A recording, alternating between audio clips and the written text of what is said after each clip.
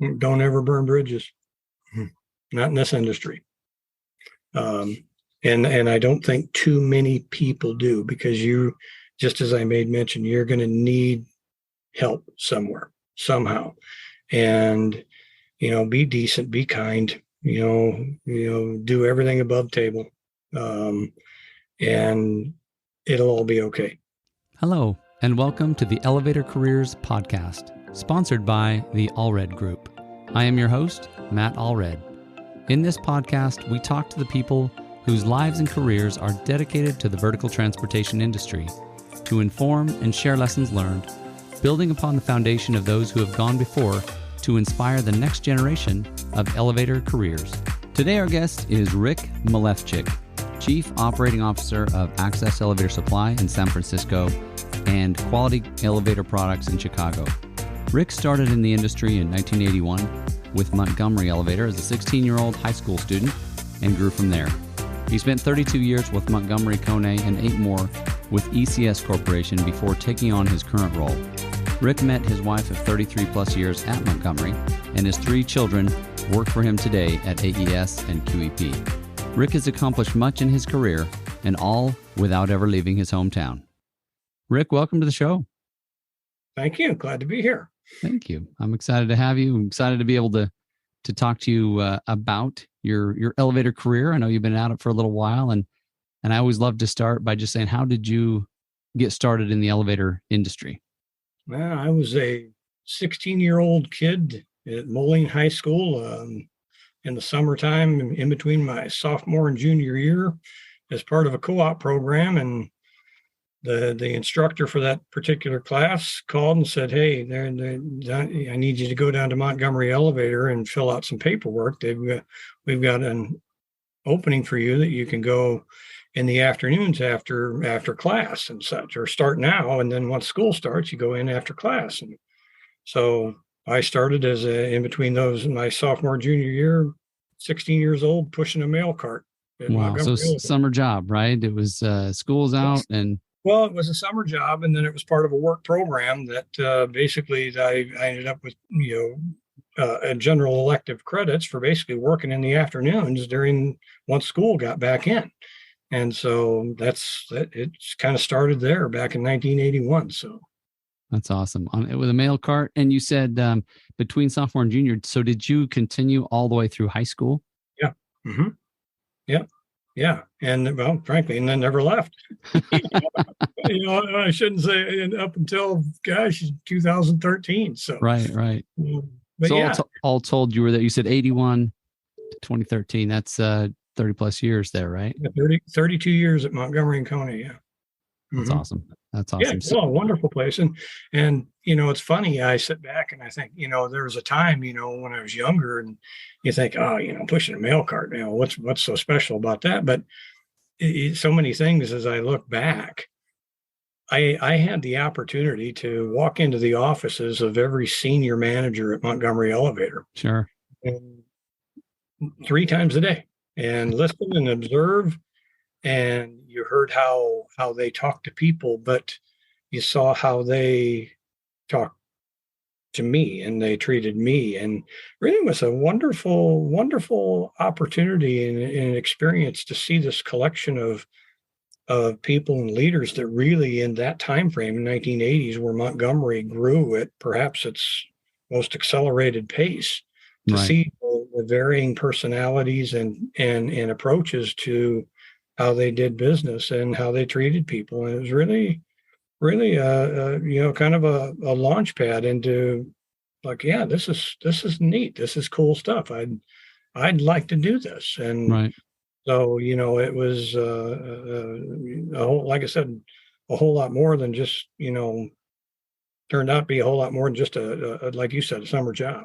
Yeah. Well, and how long before it really started to click with you? And obviously mail cart is very different from, actually working in the trade or right.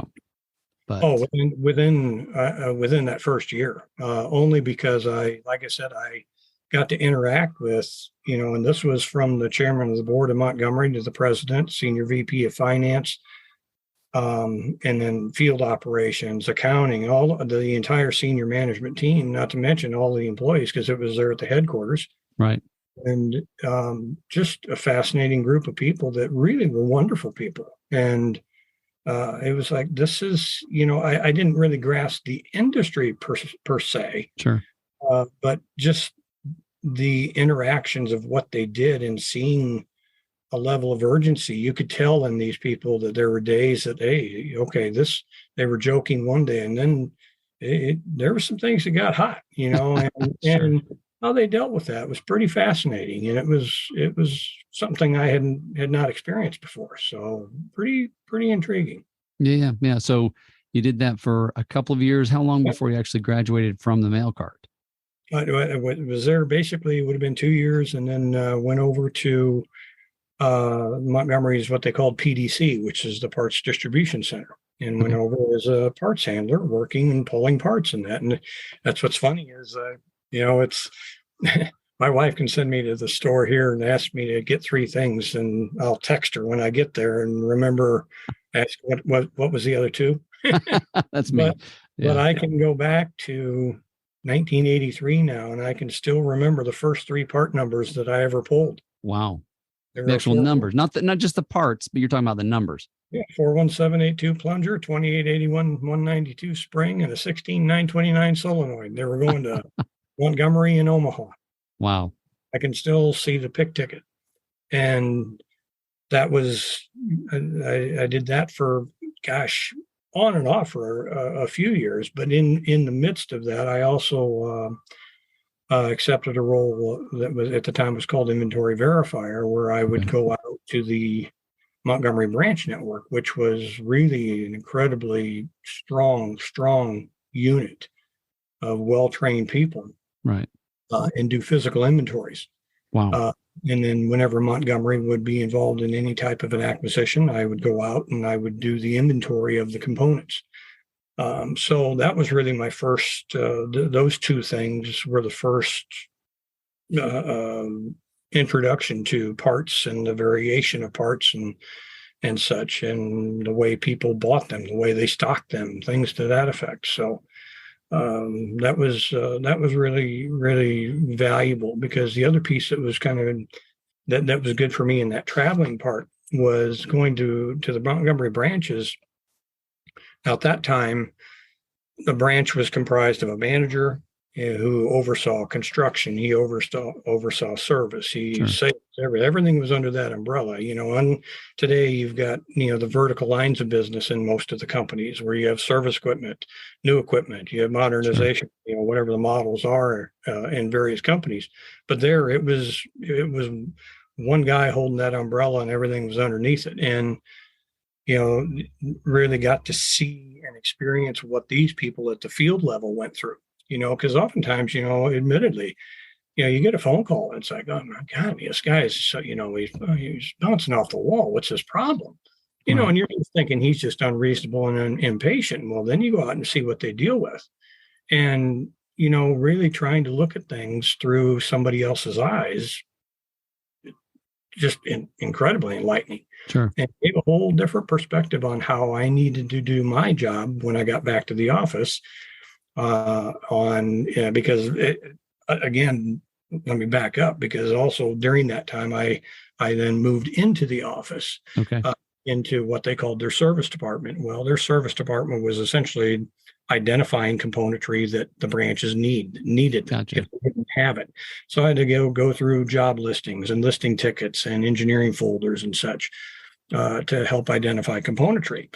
And that's where it was like, okay, it gave me a different perspective on how to do that and appreciation for what was needed. Because when you're just looking at a part, or you're just taking a phone call from a guy who sounds like he's stressed, it's like, man, come on, everything's fine. And, right. But you're looking at the spring going, dude, it's just a spring. I mean, how big of a deal can this be? But to him, if it's holding up a job, and that's it. And, so I look back, and each one of these things that I did gave me a little bit more of a strong foundational block to build off of and learn from. Right. And I can't say that I understood the magnitude of it at the time. But looking back, it was like it all pieced together into a really, really wonderful library of knowledge and experience that I don't think we get today, or that young people have as strong of an opportunity today, because the experience level isn't out in the field like it once was. Sure. And the structure is so fast paced today that people don't really have the time to learn like they did. Right. Okay. I was afforded the opportunity to have people sit with me and say, get over here and sit down, and Sure. and you're going to learn this because I'm tired of telling you. That's really, that's how I was taught too. Sure. And today it's just like, man, I got to have it. I got to have it, and you got so many people depending upon it. Right. It's a different world today. So Yeah. Who were some of your biggest mentors? I mean, sounds like certainly a steep learning curve, but you were kind of just dove in, right? All in and learning. Who were some of those that helped you? I think, again, back to the days in the mailroom, probably one of the best and genuine, kindest people I've ever met was Jerry Hank, who was the chairman of the board of Montgomery. Wow. Here I was a punk kid, dropping off and picking up mail, and here's a guy that, this was his company, and sure, at the time, largest escalator company in the world, and asking me to sit down on his couch and, how you doing? What do you think? He was a big supporter of Notre Dame, and sure, what do you think the Irish are going to do? Just to sit down, and I'm thinking, here, this guy doesn't have to do this, but he chose to do this, and right, and he did it with so many people, and so seeing how you treat people was, again, immense appreciation for that man. Yeah.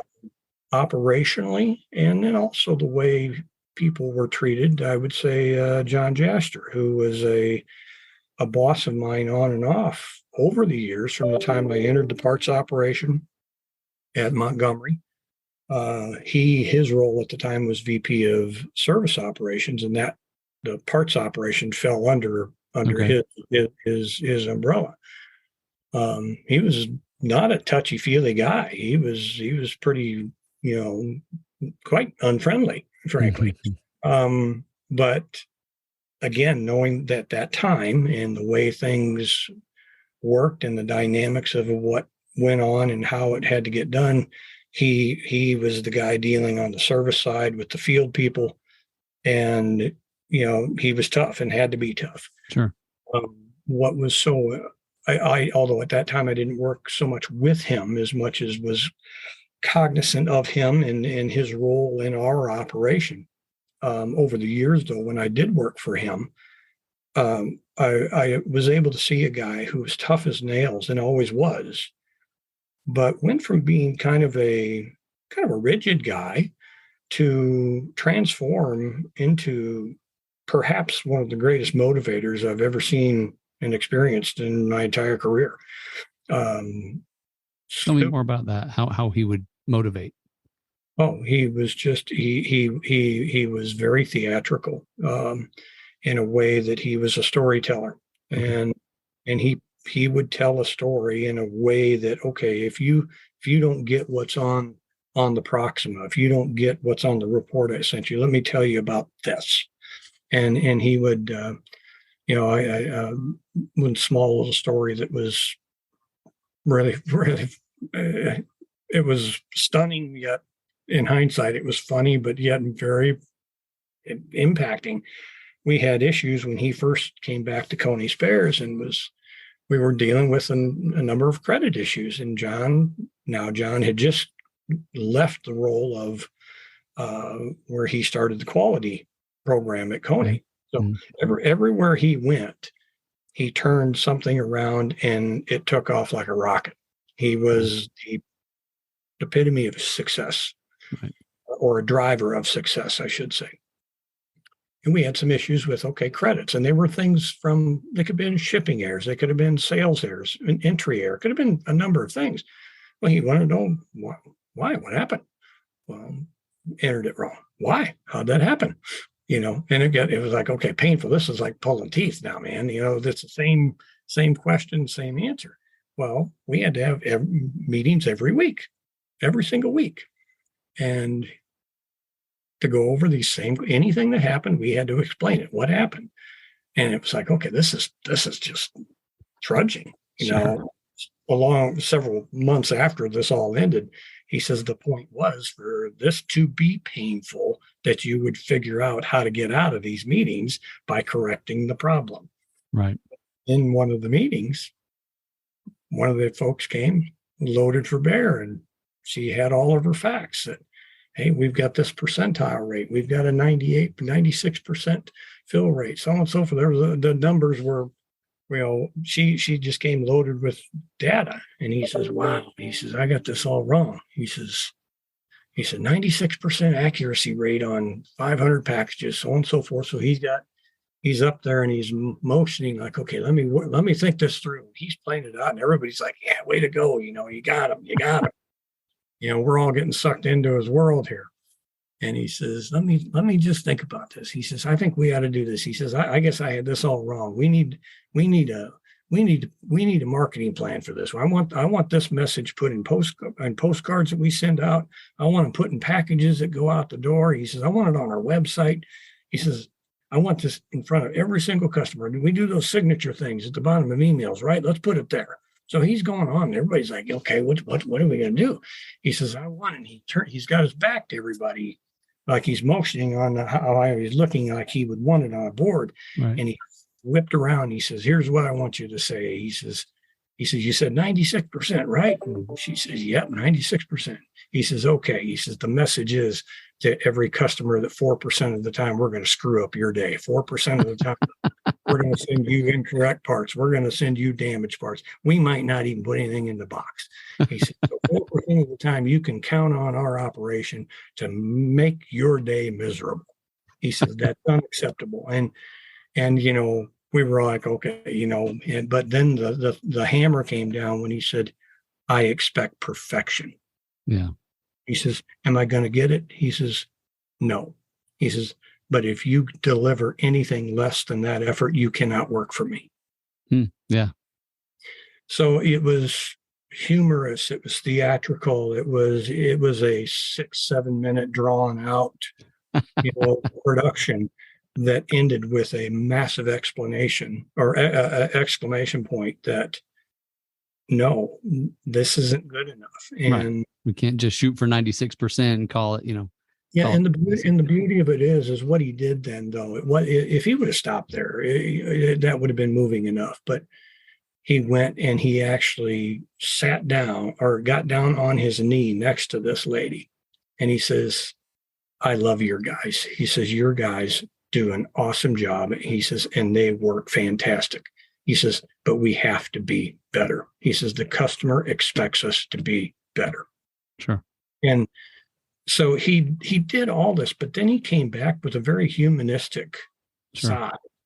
And, he was also just one of the biggest defenders of people. He would be, he would, if he used he had a motto of trust granted. Sure. Like, what, if you've never given me a reason to not trust you, he says, I will have your back. You do what you need to do. He says, I'll support you. He says, now, if there's something not right with that, you and I will have a discussion separately. But he says, to the outside world, he says, I represent, you represent me, I represent you. He says, so we're going to soar together. We're going to burn together. So, he was just really, really remarkable. So that's really cool. Do you have any experiences where you saw trust granted, that motto being played out? Oh, yeah. I actually, again, in my early days in sales, I did a really dumb thing. We had a customer that had not been a customer, and they had no history, but they were a broker for the servicing company out in New York that needed to buy 2 units worth of chain for power walks. Well, we needed the money up front. Well, they're long power walks, and power walk it's expensive chain. Sure. And it turned out I think ended up being I think it was a little over $80,000. Wow. And had to get all the money, the money up front. Well, they were scheduling the 2 units out over a period of time. And so we delivered the first unit. Well, they said, well, here, we want to pay for all of it. Well, again, being naive at that time, we processed the billing for both units. We got the money, we processed the billing. Well, when they did an inventory, we find, okay, why do we have all this chain? Because we only shipped one unit. And, that kind of a discrepancy on the accounting side of that much money, it flew up the flagpole pretty quick and said, hey, what's going on? And why did you guys take credit for a sale that you didn't ship? Right. Well, in the Kone world, which is a very proper world, hey, that's deemed unethical. Right. And so I got called in and wanted to know, hey, what do we do here? So on and so forth. And boy, he knew nothing about other than just the numbers, but he didn't know any of the history. And absolutely no way. This guy would not do this. This guy would not. He said, I've never seen anything like this. He says, basically he went to bat for me before he heard anything about my story. And when I explained it to him, he's okay. He says, I see where your thinking was. He says, I get it. He says, so this validates his support for me. Now, to my point earlier, when all that was done, okay, it was fine. Everything was taken care of. I got to have another meeting with him though. And right. And that one was a little more hard line. He says, do not ever put me in that situation again. Right. He says, I believe you. He says, I'm not questioning. He says, you and your motives or your tactics. He says, but he says, you better get your head on straight. He says, and you got to figure out how things are done, and, so, but yeah, he was just, and he did that in other areas where there were issues with suppliers and with other employees that, things that were perceived as being, oh, well, we should have done this, and they said they would do, but they didn't. And if anybody on our team said, no, that's not an accurate statement, that was the train that he got on and rode. It was, nope, these are my people. I'm responsible for them. And what they say is accurate. Wow. Wow. Yeah. And one last thing about him is we were being pushed to go to a global website, and he was adamant. He says no. He says that's not going to work. He says we're not going to do that over here. And of course, he was one of the last ones that was from the Montgomery VP that rolled into the Kone world, and he was suddenly. He was a player in a larger game now, and he had his convictions, had his beliefs, and listened to his people, and basically was willing to go toe to toe with anybody. If his people said that was what was right for the business, then he would fight for that. So, But he also was smart enough to know when not to fight.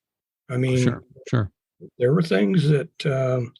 He, like I said, he'd go toe to toe with anybody if the fight was worth it. And at the same time, if it wasn't, and he would pick a different battle to win at a different day, or a battle to fight that he would win on a different day. But he was not, he didn't go looking for anything like that. He was just a smart guy. And but like I said, very motivational, went from a rigid guy, not really talkative, to just a real rah-rah guy by the time he was done.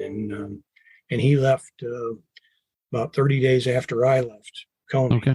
Yeah. And would I have left had he stayed? Don't know. I mean, that would have been, but it made the choice of me taking on another role very much easier, knowing he wasn't going to be there. So. Yeah. It sounds like you had a huge impact on your growth, your development, your career. Yeah, absolutely. Tremendous. Yeah. So back to your career for a minute, you mentioned, joining the parts department, the service department. Where did you go from there? I went that's when I started into the sales group. I went over to the MAC division, molding accessories, Okay. the door operator division. And at that time, they were starting to launch they were getting more into parts sales. They were turning into a parts arm, far beyond just door equipment. And I was the one that kind of brought the escalator insight to that, because over the previous years there on the Montgomery side, I kind of started to become the escalator guy. If there were problems with escalators or identifying escalator parts, I was the one to figure that out. Now, I couldn't tell them how to work on them or troubleshoot them, but I was the guy that, when it came to the identification and the types of units and such, that kind of clicked with me.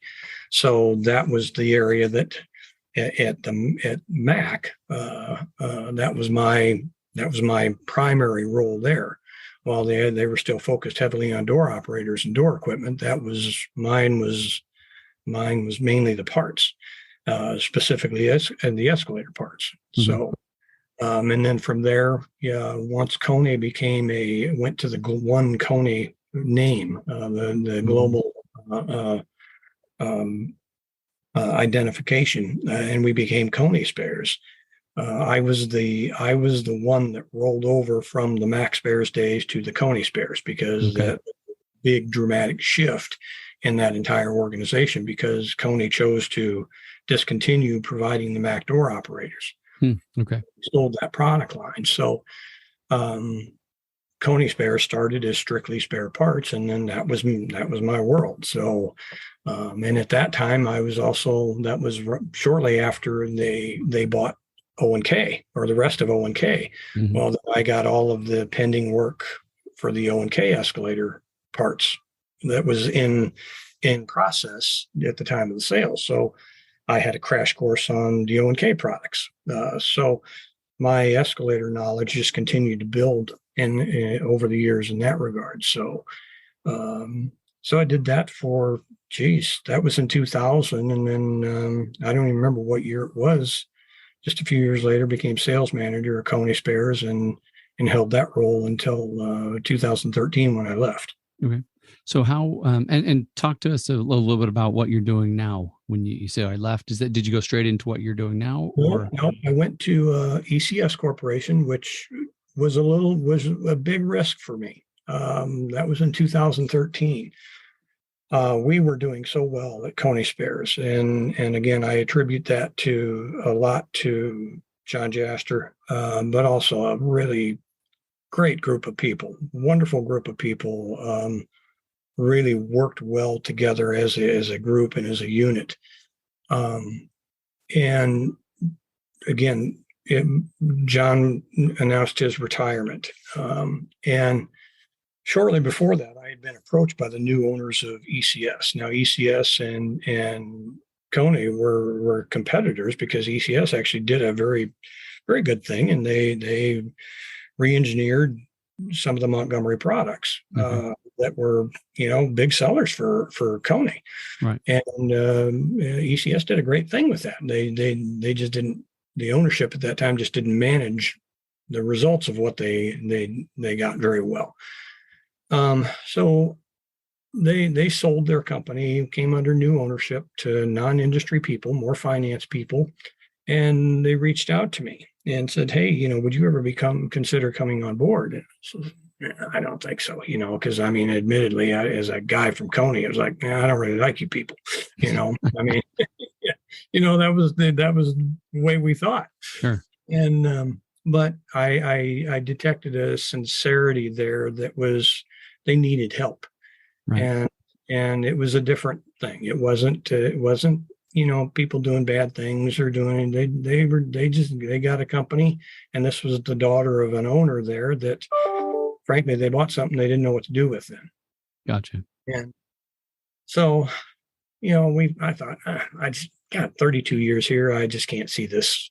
This doesn't make sense. So my wife and I, we talked about it a little bit. Well, right in that time, my mother had passed away. So that put a pause on just about everything for a little bit, and then came back. And then those calls started up again. And I thought, we've been really doing really well, and John's leaving, and this, if I'm ever going to do anything with a change, this might be the time. I had one daughter that was going to be getting married. My oldest daughter, my middle daughter, was getting ready to go to the University of Iowa, so out of state tuition to change.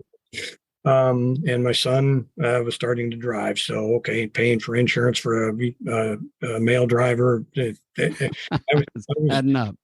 Yeah, so it was like, okay, if I'm going to do something now's the time to launch out and see what the heck happens.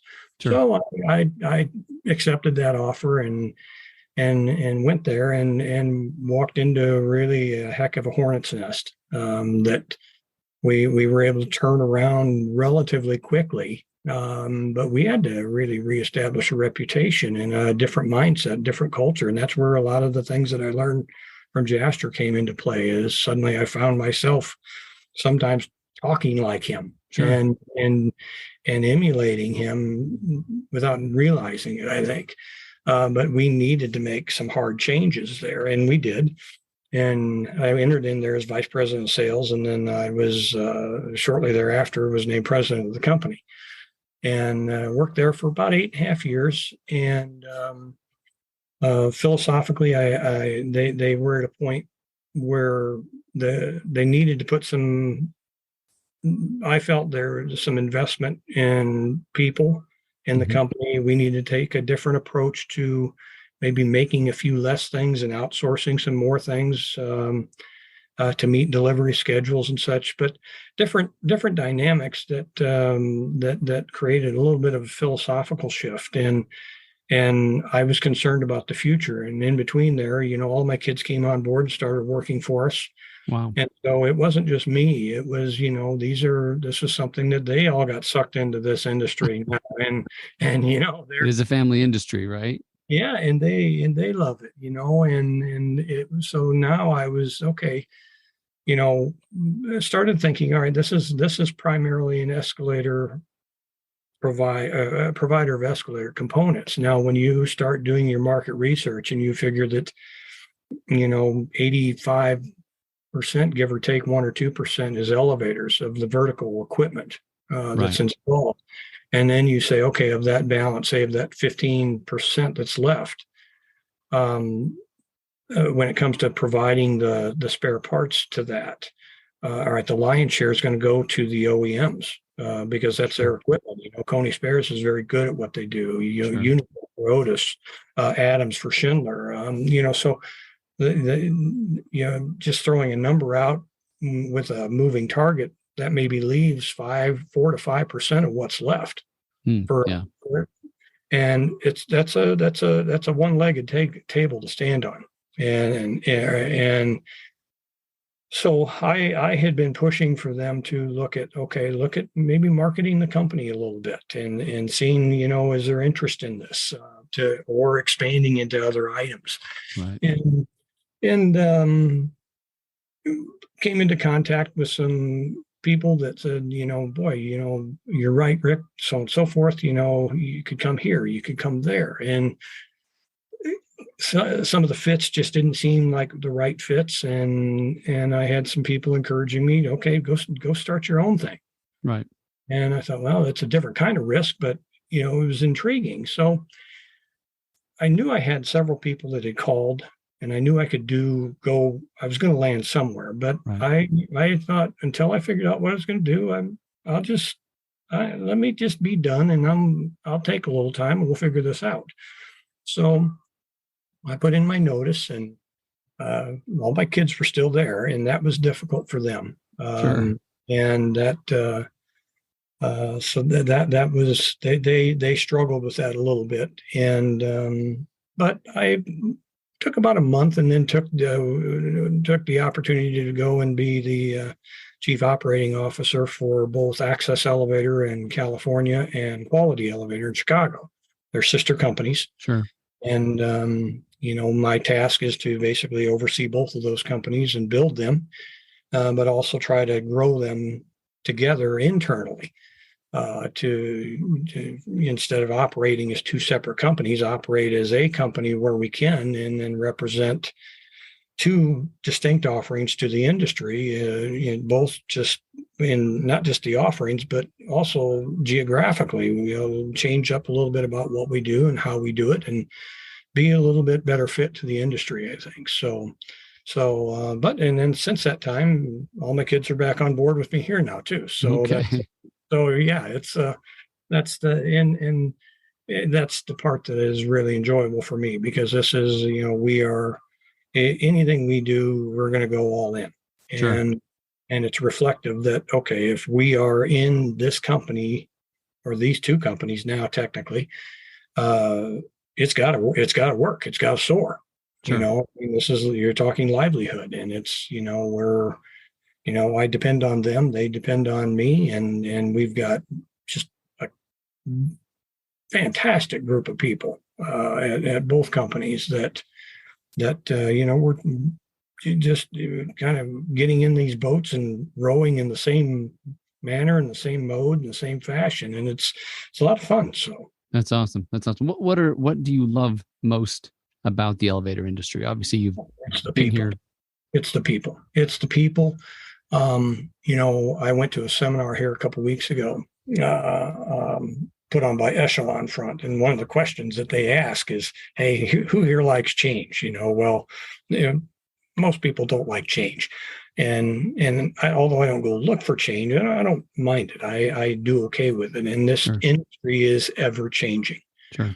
And I think that's allowed me to be really open and receptive to whatever the industry throws our way, or whatever is thrown the industry's way, because it's a neat group of people. It's a very large industry, yet it's a very small Sure. collection of people and personalities, and it's a group of really good people. Yeah. That's the part that is, and again, I'm biased, because from the time I was 16, that's the only industry I've done. Well, there's a reason you stayed. You obviously could have jumped out of the industry at any point, but the reason you stayed sounds like it was the people. Yeah, and I think that was the reason. That's also one of the reasons I'm thrilled with my two daughters and my son being involved with it, that they get to experience these things. Right. My kids, they're involved in the next gen portion of the industry, which is, I think that's a critical piece of the industry, because I think the industry is kind of at a, there's a little concern for me, because there's so many wonderful, experienced people that are out there in the industry that know so much, and they know how to do things. Sure. And I'm not talking about product wise. That's also critically important and a part of that. But it's like, okay, who to talk to? How do you find your answers here? Wait a minute, don't do that. Let's call this guy. Right. They know how to network. They know how to, and they don't do it with an iPhone, and they don't do it, And granted, that's part of the world today, and we have to use that. It's a part of the way we do business now, but it doesn't replace 50 years of knowledge. Sure. Yeah.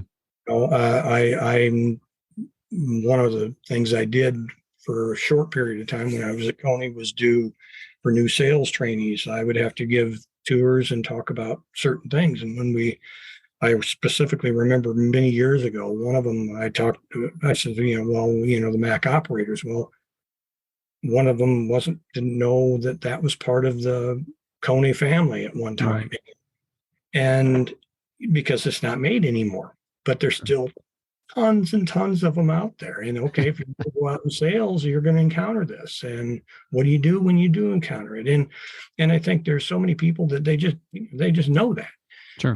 And other people they're not afraid to ask questions, but you got this group of people that, they're walking away from opportunities because they're just not cognizant of what's out there, or who does what, who provides what. So I'm excited about this next gen piece. Obviously, I'm a little older that I can't participate in it, but that's a neat group of people, and it's a wonderful thing that the industry is doing, and trying to connect that group to the industry, because it is the future of the industry. These are the future leaders of the industry. Sure. Like you say, obviously at some point, people retire, they move on, they take their knowledge with them, and so.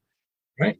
Keeping what is special about the industry alive, I would think needs to be a big priority. For sure. Huge. And I think also, I think, and this is a good problem to have, because I think it does infuse this world of technology that we have, just like what we're doing here, this wasn't done many years ago, not in this fashion. Sure. Yet, so there's so many pluses to that, but it's also, okay, how do you pick up the phone and call somebody? Yeah. It's an old fashioned skill. My kids are still trying to learn that, right? They can text, but yeah. And I think, and you find, I think that's the other thing. And I go back to my early days at Montgomery, going to the branch network. And then after we took on those O&K products, when I was at Kone, I got thrust in front of New York City Transit. Sure. Over some poor performance on the O&K things during the transition. And I was actually taken to Grand Central Station and watched rush hour traffic in the afternoon. Wow. With an escalator or an escalator that was out of service. And having the opportunity to see people and see situations, go to job sites and see their faces, sit down with them at a lunch or a breakfast, it really goes a long way. And even though you don't do it all that frequently, I'm telling you, it builds a rapport there that you want to help those people, and you can count on those people. I think that's one of the things that this industry, I guess, that I do like about it. If you look at the world today, it's kind of an ugly world. It's filled with angst. Sure. People with their various political beliefs and so many things that are very, very, have been made very divisive.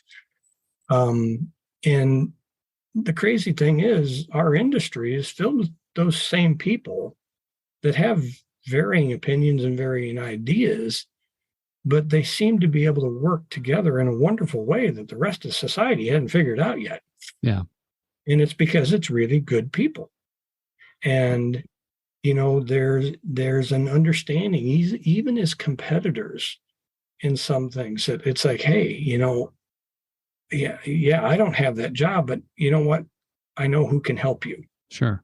And, you don't see that. I don't think. Maybe it exists other places, but I don't know. But I've not seen it, and I've touched a lot of other industries and never found anything like that. Well, I love that, and one of the things I like to tell our people is like, hey, it's okay to lose an order. If you lose an order, that's fine. Let's figure out why we lost the order. We can get better. There's an opportunity to get better. Sure. Let's not be accused of not working hard on something, and if you lose an order and you lose it to a competitor, what the crazy thing is, that competitor might be a supplier and it might be a customer all in one. Sure. That's the crazy way this industry works, is you are a competitor, but you're a customer. You're calling the same guy for you're just wearing a different hat on that day. True. And it's wonderful. It's just really, so it makes it a lot of fun. There's a lot of rapport that gets built, and you can count on a lot of people. You don't need to know everything, but as long as you got a good number of contacts and relationships in the industry, you put it all together, most people, somehow you're going to get to know everything. Sure. You're going to get a lot done, right? Working together. And you're going to solve problems, and you're going to validate and enhance that appreciation for each other. So. Absolutely. Yeah. No, I appreciate that. So we're running out of time, but I do want to ask you just one, I guess, final question as we wrap up. And biggest thing I would want to know is what is, one lesson that you've learned throughout your career that you'd like to share with listeners, things that, something that's made a huge difference for you. Don't ever burn bridges. Not in this industry. And I don't think too many people do, because just as I made mention, you're going to need help somewhere, somehow. And, be decent, be kind, do everything above table. And it'll all be okay. I mean, it's, there's things that are, there's things to really stress over and a lot of things to not, and I guess to segue to that. And again, part of this is where, for me at this point in my life, I put in a ton of hours. I'm doing a lot of traveling back and forth to California, Chicago, and I don't, it's hard, but it's okay. But it's what I do. Sure. Not who I am. It's what I do. And that's one of the things I think that for anybody in or out of this industry, your job is what you do. I on a very personal note, losing both parents over the year, I've lost a brother that at an early age, and many people have had many harsh things happen in life. Sure. That put things into perspective. And, you go home to the more important part of your life, and you should appreciate that. And yet, when you are at the office or when you are at work, okay, half of your waking hours are there. You should enjoy it, embrace it. Do you need to be friends with everybody? No, you don't need to be friends with everybody, but you can be friendly. Sure. And, I just think it's keeping things into perspective, and yeah, do I take things really, really serious? You bet I do. I mean, that's the job. And I expect other people to as well, but not to the point where it compromises their personal life. They need to go home and be a mom, be a dad, be a husband and wife, whatever their role is. It's more important than what they're going to do for me. Right. Perfect. Thank you. I appreciate that. I appreciate your time. Appreciate the conversation, and wish you the very best as you continue to merge those two together and continue to build your business. I appreciate it. Thank you very much. Thanks, Rick. Thank you for listening to the Elevator Careers podcast, sponsored by the Allred Group, a leader in elevator industry recruiting. You can check us out online at elevatorcareers.net. Please subscribe, and until next time, stay safe.